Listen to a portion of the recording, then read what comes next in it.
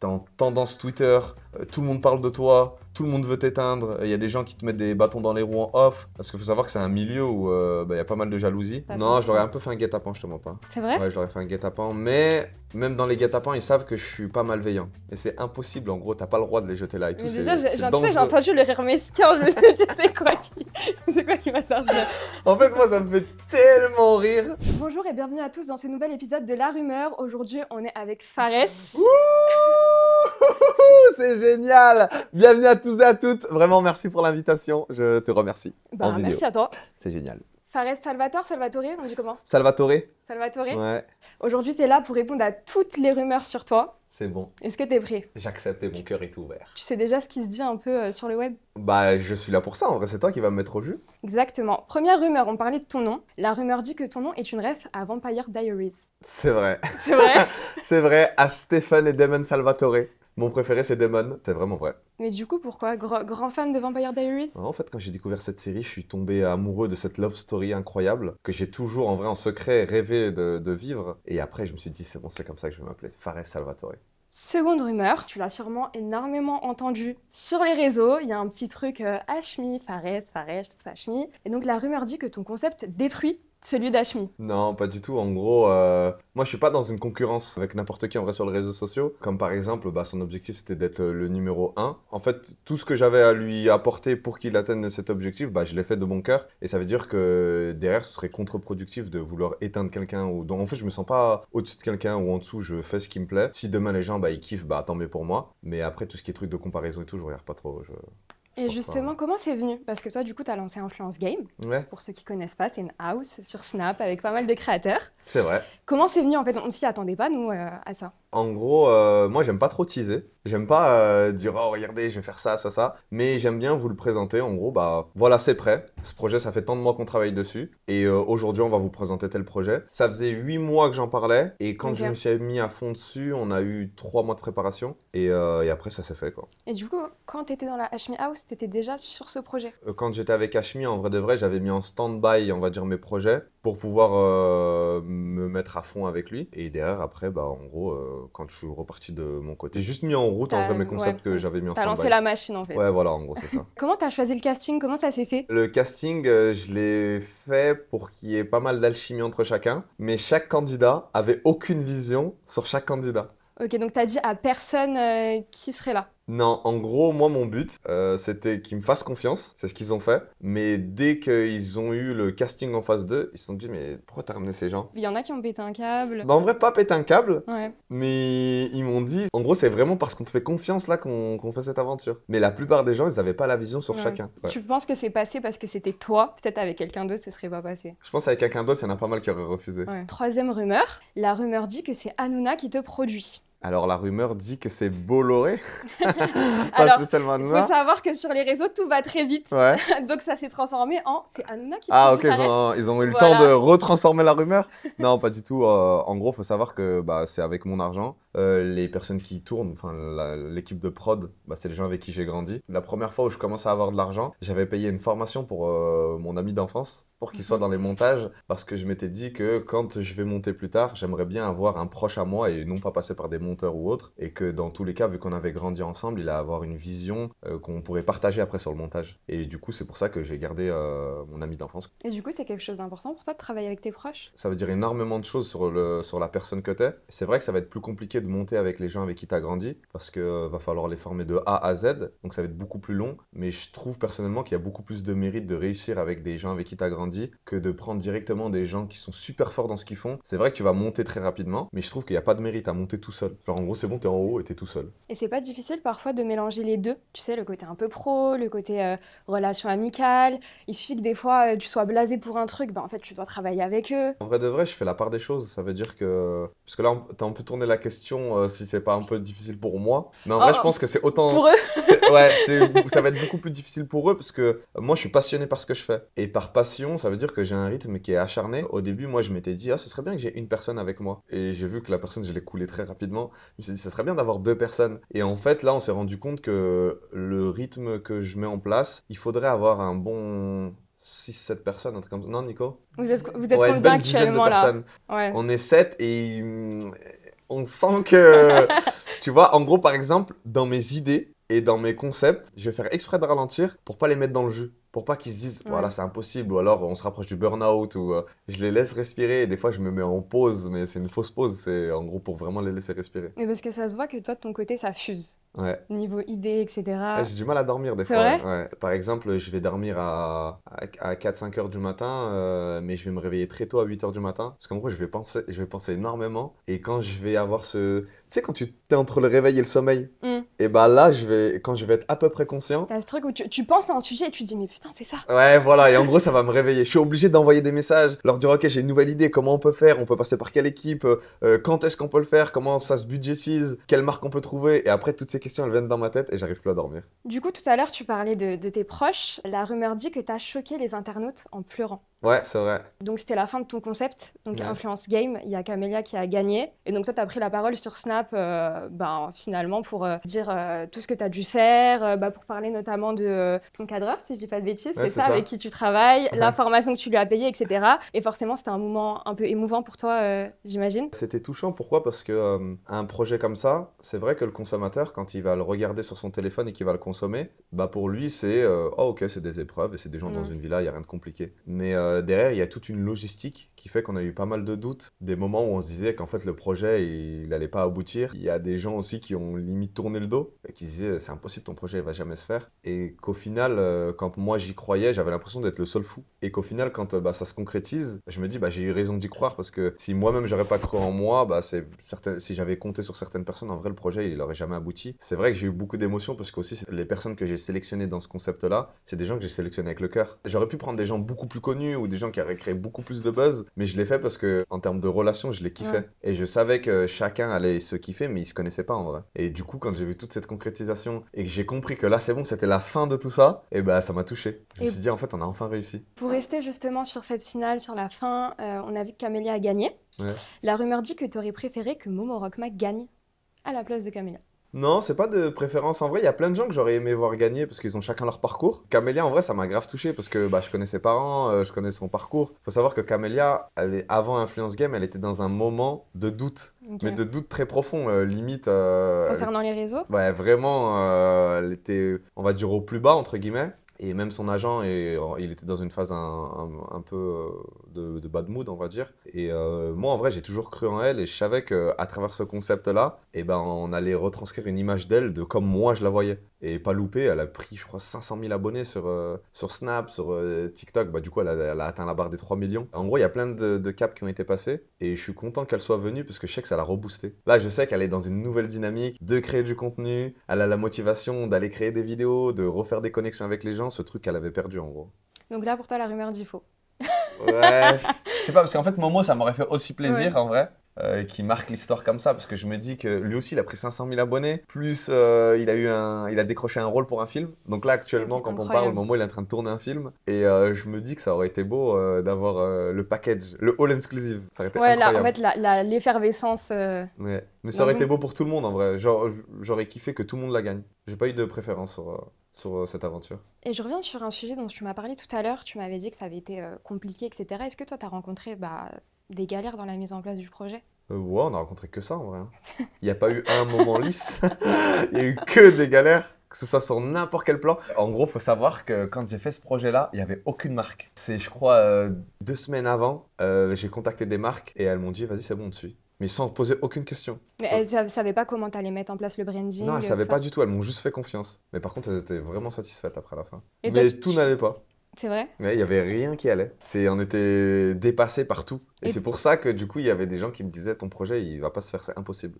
Mais toi, comment tu gères ces moments? Parce que du coup, tu as un projet, tu as plein de galères. Je pense qu'il y a une partie aussi où il faut gérer. Enfin, il y a plein de gens. Enfin, c'est comme les vacances, des fois, les relations avec tout le monde. Même si on s'aime bien, il y a toujours des moments où, vas-y, on se tape un peu dessus, etc.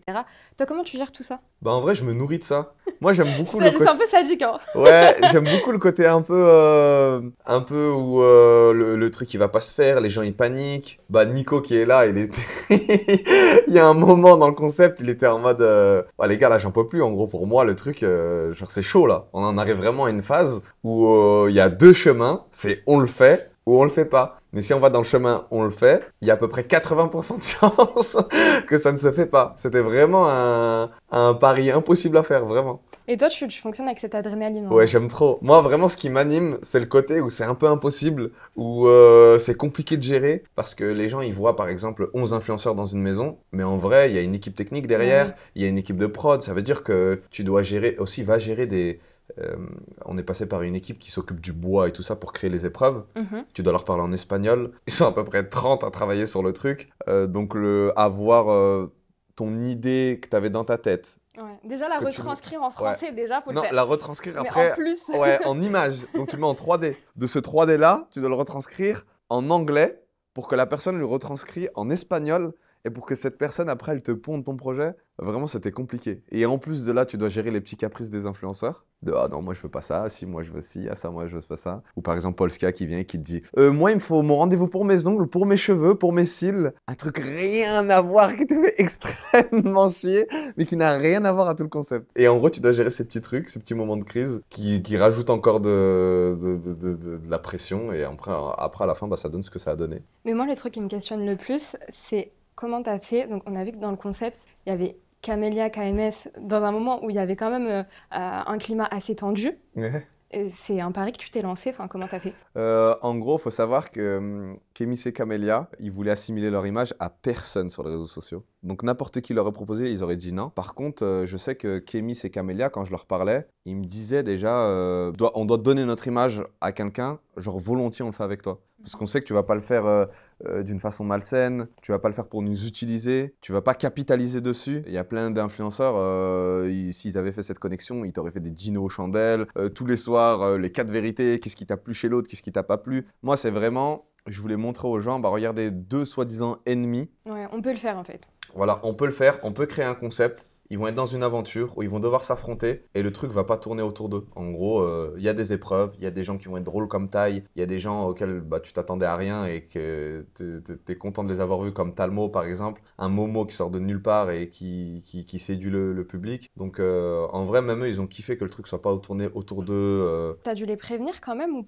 pas? Ou ils t'ont fait confiance à Non, je leur ai 100%? un peu fait un guet-apens, je te mens pas. C'est vrai? Ouais, je leur ai fait un guet-apens, mais même dans les guet-apens, ils savent que je suis pas malveillant. Tu vois, là, par exemple, tu leur poses la question avant de venir, je pense qu'ils te disent non. Et là, maintenant, tu leur poses la question le après, et ils te disent ouais, je recommencerai 100 fois. Bah, en vrai, ils envoient un message aussi à tout le monde, aux influenceurs qui sont entre guillemets en guerre. Bah, demain, si je veux les inviter dans mes concepts, ils savent que je suis pas malveillant, donc ils accepteraient l'invitation. Les marques, maintenant, ils peuvent se dire ah ok, en fait, on a la vision, on peut créer un contenu en fait avec les deux, ils sont pas en guerre. Les influenceurs, ils vont pas se dire ah attends, si je parle à Camélia, je me mets peut-être à dos Kémis. Ouais. Si je parle à Kémis, je me mets peut-être à dos Camélia. Ah bah, t'as un peu libéré le truc Ouais, en fait, on a hein, vraiment sur libéré ce le truc sujet. là. Parce que c'était un peu tabou. Là, c'était tabou et eux, en fait, ils avaient un peu trop avancé dans leur vie pour pouvoir revenir sur ça. Camélia, elle serait passée pour la folle qui parle encore de ça. Kémis, ça aurait été en gros, c'est bon, t'es encore amoureux d'elle, tu parles d'elle alors que ça date d'il y a 3 ans. Et en gros, il fallait quelqu'un qui se sacrifie, entre guillemets, il va T'as prendre fait tous le les pots grand cassés. sacrifice. Ouais, voilà, qui va prendre tous les pots cassés et qui va dire, bah voilà, vous voulez m'insulter, insultez-moi. Et si ça se passe bien, bah tant mieux, en gros, ça s'est bien passé pour eux. La rumeur dit que tu as été en couple avec Polska. Bah, la rumeur dit que je vais voir si je peux l'appeler, Polska, sur mon téléphone télépathique. Mais t'es là? Eh, c'est génial la 5G.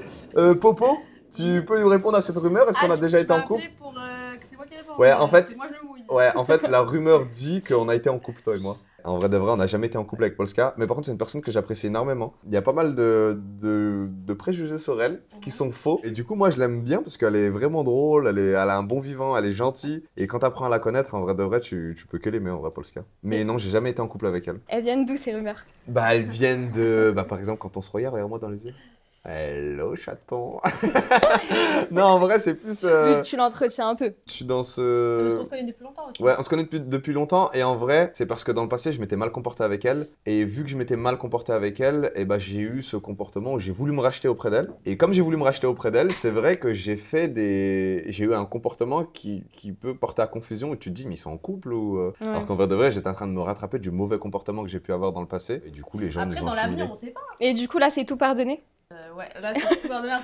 C'est bon. C'est bon, tu me pardonnes? C'est bon, 100%. C'est génial, les gars. Je change un peu de sujet. C'est vrai que là, on a parlé beaucoup de ton concept, etc.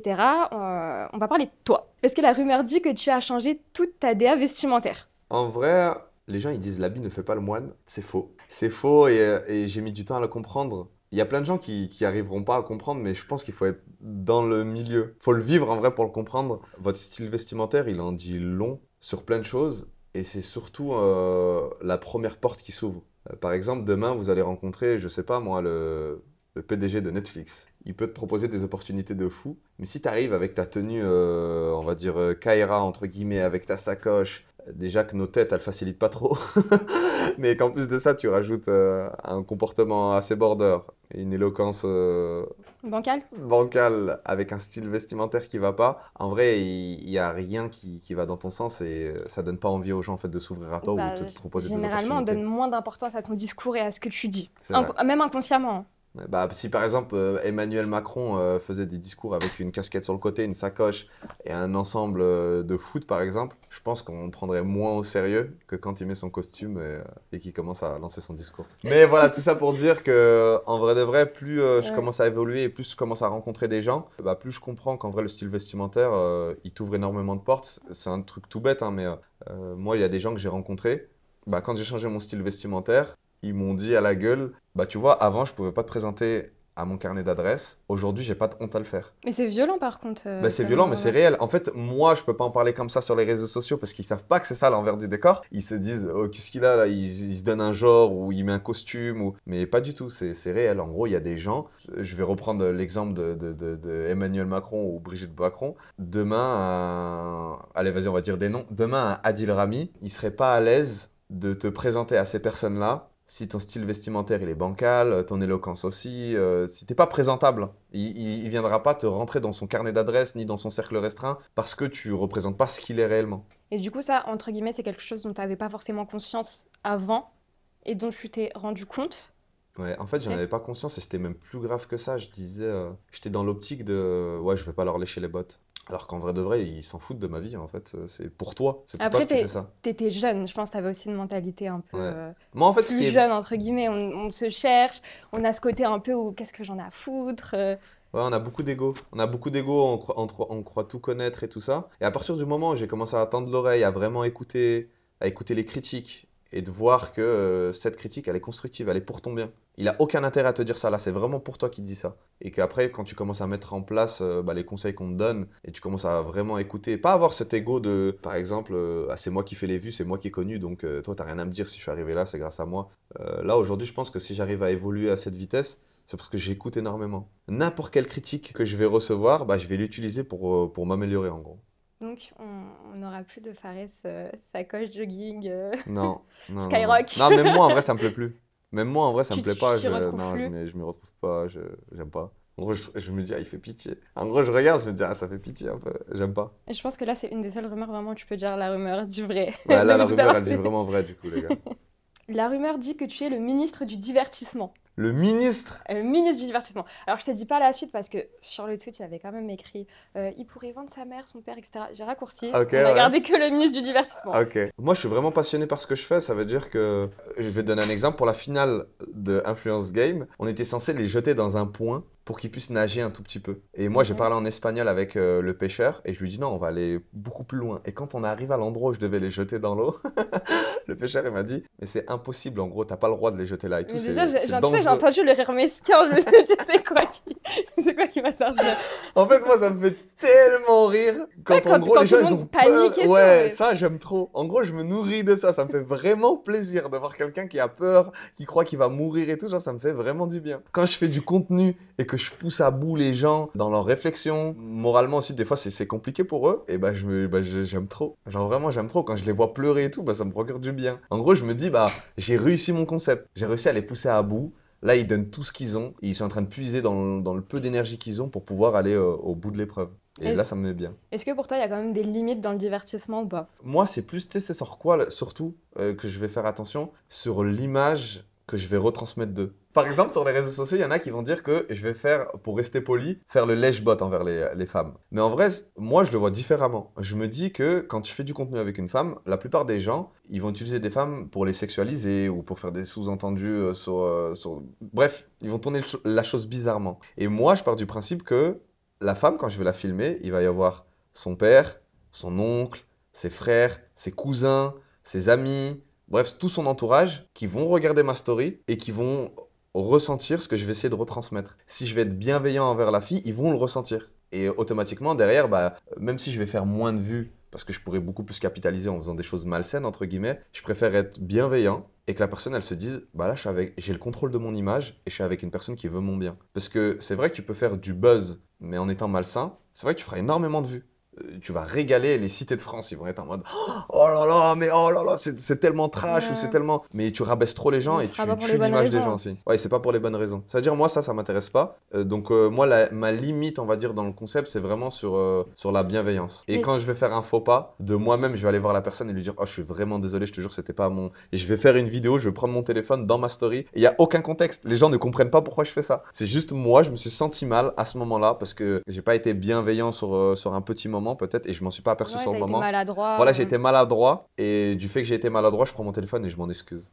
Est-ce que toi, tu cautionnes du coup cette casquette de ministre du divertissement? Est-ce que la rumeur dit vrai? Non, non, non, non, non. Non, j'aime pas, moi, quand on me met ces trucs-là de. Quand on veut me comparer à chaque fois, ou qu'on veut te mettre numéro 1, ou ministre, ou en gros, ah, t'es le plus fort, t'es le meilleur. Je déteste ça.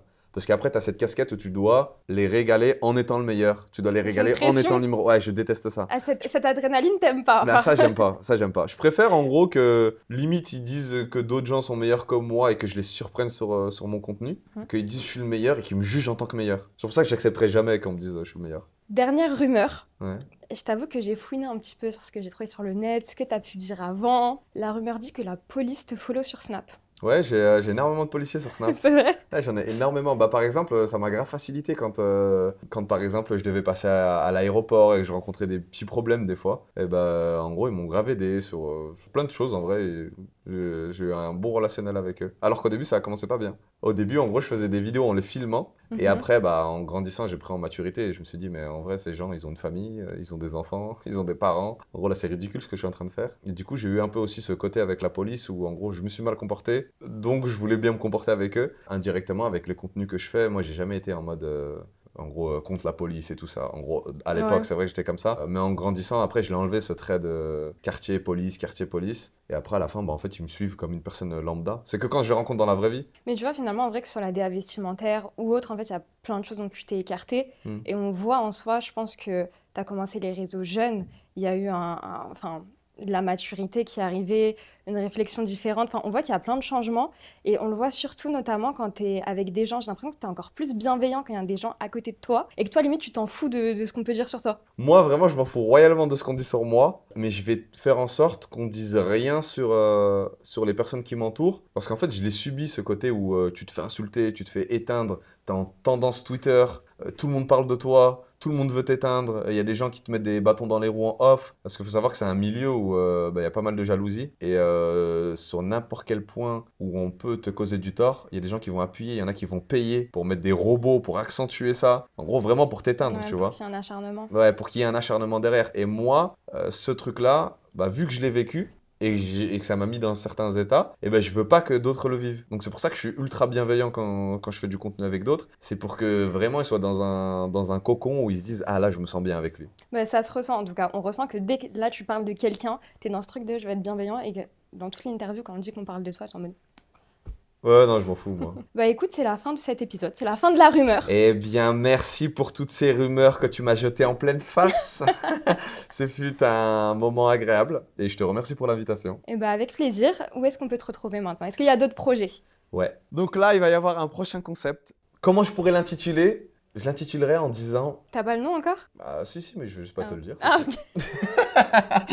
Je l'intitulerai en disant j'ai créé un concept pour vous faire abandonner. Et en gros, il y a pas mal de gens sur les réseaux sociaux que je vois avec des corps de fous, qui sont très athlétiques, qui sont très endurants. Et je vais faire un mélange de plusieurs personnes que je vais devoir faire affronter, avec à la fin un cash prize de 10 000 euros. Et ils devront s'affronter sur des épreuves entre personnes super fortes. Ok, donc là on est sur des épreuves extrêmes. Là, on est sur des épreuves où, voilà, en fait, des gens que tu vois vraiment costauds sur les réseaux sociaux, et bah ces gens-là vont tous s'affronter sur des épreuves. Bon bah on a hâte de voir ça. Et bah écoute, On moi retrouve aussi, ça j'ai sur ton hâte. Snap, j'imagine. Voilà, sur mon Snapchat, vous verrez ça, les gars. Merci beaucoup. Merci à toi. Et à bientôt pour un prochain épisode de La Rumeur. Gros bisous.